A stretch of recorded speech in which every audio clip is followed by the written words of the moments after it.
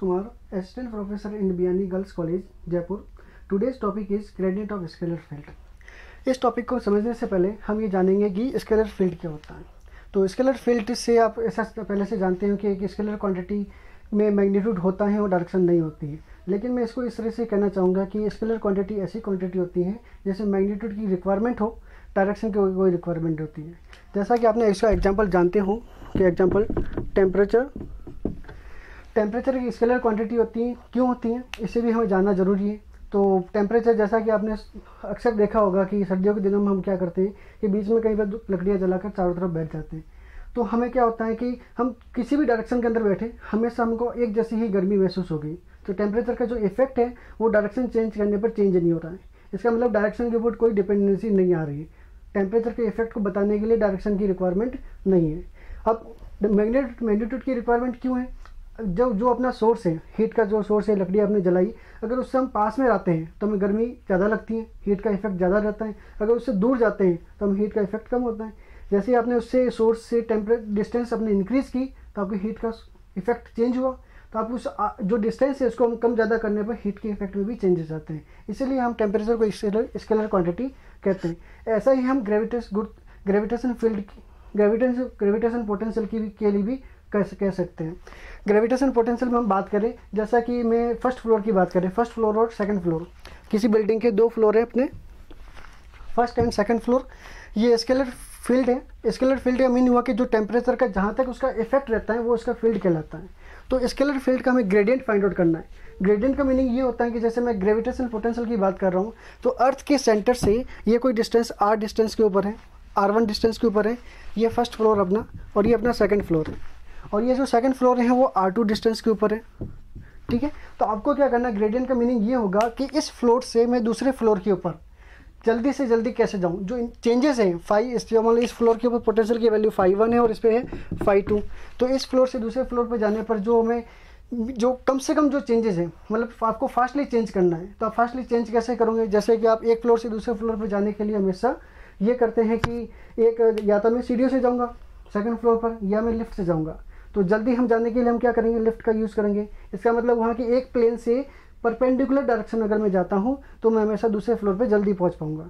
तो ग्रेडियंट का मीनिंग यही होता है कि आप एक फ्लोर से दूसरे फ्लोर पर normal direction means perpendicular direction में जाते हैं, तो उसे हम ग्रेडियंट ऑफ स्केलर फील्ड कहते हैं। ठीक है, अब इसी को हम मैथमेटिकली पूरी तरह से प्रूफ करेंगे कि इसको हम मैथमेटिकली किस तरह से रिप्रेजेंट करें। हम मैथमेटिकली रिप्रेजेंट करने के लिए मैं इस तरह से एक कोऑर्डिनेट एक्सिस लेता हूँ XY, और इसके अंदर मैं 2 प्लेन कंसिडर करता हूँ। इस ओरिजिन से एक जो स्केलर प्लेन है जिसके ऊपर स्केलर क्वांटिटी की वैल्यू φ1 है, और दूसरा मैं प्लेन ले रहा हूँ जिसकी वैल्यू है φ2। φ1 ओरिजिन के पास में है तो इसके ऊपर पोटेंशियल अलग होगा, और दूसरा जो प्लेन है ओरिजिन से दूर है तो इसके ऊपर पोटेंशियल की अलग वैल्यू होगी।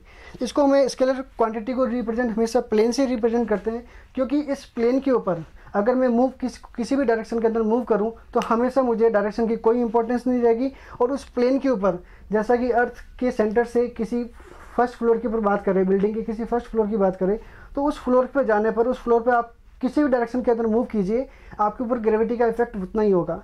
वैसा का वैसा ये मैंने 2 प्लेन्स बनाए, इसके ऊपर जो इफेक्ट है, इस कोई भी जो स्केलर क्वांटिटी का इफेक्ट है वो इफेक्ट इस दूसरे वाले फ्लोर के इफेक्ट से चेंजेस है। ठीक है, तो हमें क्या कर रहे हैं कि इसको मैथमेटिकली प्रूव करने के लिए फर्स्ट वाले जो φ1 लेवल के ऊपर है इसके ऊपर मैं एक P पॉइंट लगा देता हूँ। ठीक है, इस P पॉइंट की ओरिजिन से डिस्टेंस को मैं R1 दे रहा हूँ। दूसरा पॉइंट मैं इसको सेकंड फ्लोर पे लगा रहा हूँ या सेकंड लेवल पे लगा रहा हूँ। इसके ऊपर मैं ले रहा हूँ ये Q पॉइंट है। इस Q पॉइंट को मैं ओरिजिन से मिला रहा हूँ, जिसको मैं दे रहा हूँ R1 प्लस ΔR। ये डिस्टेंस है। ओरिजिन इसका ऑब्जर्वर पॉइंट है, इसलिए हम क्या करेंगे, एरो इधर की तरफ लगाएंगे। ठीक है, अब मुझे देखा हमने 2 पॉइंट डिसाइड कर लिए। फर्स्ट लेवल के ऊपर P पॉइंट है और सेकंड लेवल के ऊपर Q पॉइंट है। तो अब मुझे क्या करना है, इस P पॉइंट से Q पॉइंट पे जाना है। वैसा कि आपको जैसे पहले से पता है कि P पॉइंट अगर मैं पॉइंट यहाँ पर कंसिडर करूँ या चाहे यहाँ पर कंसिडर करूँ तो दोनों के ऊपर स्केलर क्वांटिटी सेम है। तो मुझे P पॉइंट से Q पॉइंट पे जाने के लिए मैं 2 पाथ चूज़ कर सकता हूँ। या तो मैं इस तरह से जाऊँ, तो मैं P से Q पे जा रहा हूँ तो मैं एरो लगाऊंगा इधर की तरफ। अब यहाँ पे जो एक ट्राइंगल बना OPQ, इसमें 2 एरो एक ही डायरेक्शन में जा रहे हैं।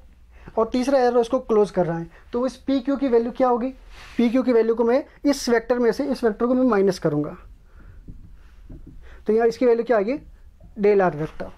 ओके, तो अगर मैं पी से क्यू की तरफ जाऊँ तो चेंजेस कितना आ रहा है, फाइव में चेंजेस, फाइव टू बराबर लिख रहा हूँ five one plus del five. तो यहाँ से इस लेवल से इस लेवल पे जाने पर जो फाइव में चेंजेस आ रहा है, स्केलर क्वांटिटी में चेंज आ रहा है, वो अपना क्या है, डेल फाइव। किसकी वजह से चेंज हो रहा है, कितनी डिस्टेंस ट्रेवल कर रहे हैं, पी से आप क्यू पे जा रहे हो, इस वजह से चेंजेस आ रहा है, तो चेंजेस डेल आर की वजह से हो रहा है, डेल आर की वजह से। तो ये क्या है, फाइव में डेल आर की वजह से, आर में चेंजेस किया, इसकी वजह से स्केलर क्वांटिटी में भी चेंजेस आया। ओके, ये first changes along to P Q vector. ठीक है, नेक्स्ट अगर मैं एक तो मैंने पाथ ये चूज़ किया, सेकंड पाथ में चूज़ कर रहा हूँ पी से मैं इस सीधे ही जा रहा हूँ नॉर्मल डायरेक्शन के अकॉर्डिंग, ये मैं एन कैप लगा लेता हूँ और इस पॉइंट को मैं लिख लेता हूँ आर। अगर मैं एन कैप डायरेक्शन में जा रहा हूँ, ठीक है, तो ये अपने पाथ बन गया, तो मैं इस डेल आर की पी आर की तरफ न जाकर मैं पी क्यू की तरफ जाऊँ, सॉरी पी क्यू की तरफ न जाकर मैं पी आर की तरफ जाऊँ, तो ये एरो मैं इधर की तरफ लगा रहा हूँ। ठीक है, मान लो लेट सपोज दोनों के बीच एंगल अपना थीटा है, तो इसका प्रोजेक्शन मैं इस पर लूँगा क्योंकि मुझे पी क्यू की तरफ न जाकर पी आर की तरफ जाना है, तो मैं प्रोजेक्शन पी आर बराबर क्या होगा, पी क्यू कॉस थीटा। ठीक है, पी क्यू बराबर क्या है, डेल आर, और पी आर बराबर लेट सपोज पी आर को मैं लिख लेता हूँ डेल एन। इस डेल आर की वैल्यू को मैं यहाँ पुट कर लेता हूँ, तो क्या होगा, del five upon del N cos theta. ठीक है, तो ये क्या बता रहा है कि एक थीटा एंगल के ऊपर डिपेंडेंसी बता रहा है। जब मैंने जैसा पहले भी फिजिकली आपको समझाया कि मैक्सिमम चेंजेस जभी होंगे जब एक लेवल से नॉर्मल डायरेक्शन में जाएंगे तभी। तो नॉर्मल डायरेक्शन के लिए एंगल कितना होना चाहिए, 0 डिग्री, और कॉस 0 की वैल्यू कितनी होती है, 1। तो ये किसकी वैल्यू होती है अपनी, del five upon del R की। और अगर इसको मैक्सिमम वैल्यू बताना है, जैसे मैंने बताया कि अगर मैं नॉर्मल डायरेक्शन में जाऊंगा तभी मैं ग्रेडियंट वर्ड यूज़ करूंगा, तो इसकी मैक्सिमम वैल्यू क्या होगी, इसकी मैक्सिमम वैल्यू को मैं बताऊंगा del five divide by del N, because cos 0 बराबर 1। तो del five upon del N ये क्या होता है अपना ग्रेडियंट। तो मैं मैं ऐसा बताता हूँ, gradient of five equal to del five upon del N, या मैं इसको ऐसा बताऊँ del five upon del R maximum.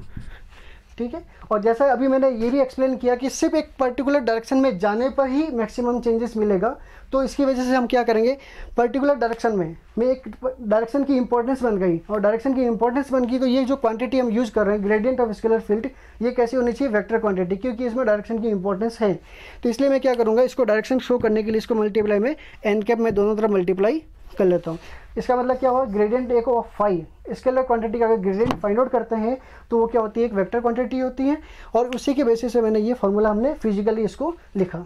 अब हम क्या करेंगे, इसको मैथमेटिकली एक्सप्लेन करने की कोशिश करेंगे। इसको ग्रेड, यहाँ पर मैं एक इंग्लिश का एक वर्ड लिखा है ग्रेड, लेकिन इसको मैथमेटिकली कैसे लिखे इसको हमें डेराइव करना होगा, और डेराइव करने के लिए हम थोड़ा आगे बताते हैं इसको। ठीक है, ये यहाँ तक तो हमने डेराइव कर लिया। अब इसको ग्रेड को हमें मैथमेटिकली प्रूफ करना है, तो मैथमेटिकली प्रूफ करने के लिए हमें इससे आगे हमें ऐसा क्या करें कि ये मैथमेटिकली हमें आसानी से सॉल्व हो जाए।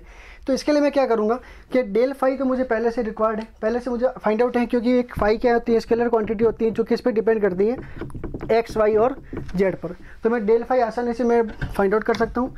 डेल फाइव बराबर, इसको मैं कैसे लिख सकता हूँ, इसको आप इस तरह से कर्ली की फॉर्म में भी लिख सकते हैं। तो मैं लिखूँगा डेल फाइव, या सॉरी ये डी फाइव लिख लीजिए, और डी एन। तो डी फाइव बराबर हो गया del five divide by del X D X, del five divide by del Y D Y, और del five divide by del Z D Z. हमने पार्शियल डिफरेंशिएशन यूज़ किया है क्योंकि five X Y और Z तीनों के ऊपर depend करता है, और किसी एक पे डिपेंडेंसी बतानी होती है एट ए टाइम, इसलिए हम पार्शियल डिफरेंशिएशन को यूज़ करते हैं। तो हम इस लाइन को मैं इस तरह से भी लिख सकता हूँ, del five divide by del x I cap, del five divide by del Y J cap, del five divide by del Z के cap, dot product T X आई कैप डी वाई जे कैप और D Z के cap. ठीक है, और इसे हम पहले से जानते हैं कि ये क्या है, एक वेक्टर क्वांटिटी है जिसको मैं लिख पाऊँगा del five upon del X plus del phi upon del Y del phi upon del Z के कैप, इसको मैं लिख रहा हूँ डी आर वेक्टर। यहाँ पर हमने इसको डिवाइड इस तरीके से किया है, हमने डिवाइड इस तरह से किया है क्योंकि नॉर्मली हम आप सभी जानते हैं कि जो आई कैप और आई कैप का जो डॉट प्रोडक्ट होता है उसका वैल्यू होती है हमेशा 1। इसी की बेसिस पे मैंने इसको मल्टीप्लाई को मैंने 2 पार्ट में डिवाइड कर दिया।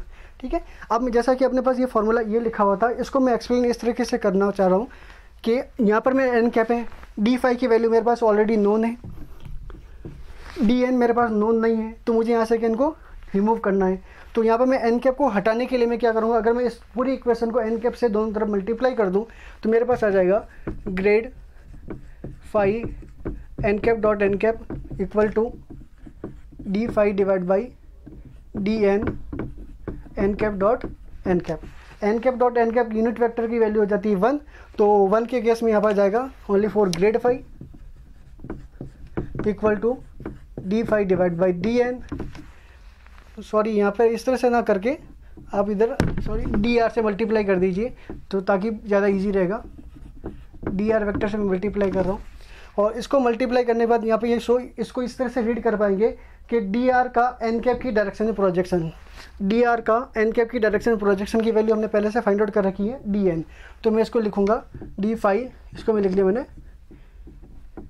ये हो गया डी एन से डी एन कैंसिल आउट, ये बन गया अपने पास डी फाई और एक देर बन गया अपने पास grad phi multiply n cap d r. Okay, तो अभी डी फाई की वैल्यू अपने पास ऑलरेडी नोन है, ये डी फाई अपने पास आ गया। आगे grad phi N cap dot D R, तो ग्रेड फाई एन कैप को मैं अलग सेपरेट कर लिया, मल्टीप्लाई में डी आर है तो डी आर को मैं क्या लिख रहा हूँ, ये डी आर अपने पास हो गया। तो ये जो टर्म अपने पास आ रही है इसको मैं क्या कहेंगे अपन ग्रेड फाई, क्योंकि हम इस डी फाई की जो वैल्यू है और इस डी फाई की वैल्यू को दोनों को कंपेयर कर रहे हैं। कंपेयर करने से हमें ये पता चल रहा है, इधर देखिए कंपेयर करने से हमें ये पता चल रहा है कि ये डी फाई बराबर grad phi dot D R, इधर भी क्या है डी फाई बराबर this one multiply dot product D R. तो दोनों को कंपेयर करने से हमें ये फाइंड आउट हुआ कि जो ग्रेड फाई है, ग्रेड फाई को हम इस एक्सप्रेशन की तरह लिख सकते हैं। तो यहाँ से अगर मैं फाई को रिमूव कर दूँ तो फाई को यहाँ से हटाने पर फाई को यहाँ बाहर लिख लेते हैं, तो ये अपने पास ये जो एक्सप्रेशन मिला, तो ग्रेड का मीनिंग क्या हुआ, डेल अपॉन डेल एक्स आई cap plus del upon del Y जे cap plus del upon del Z के कैप।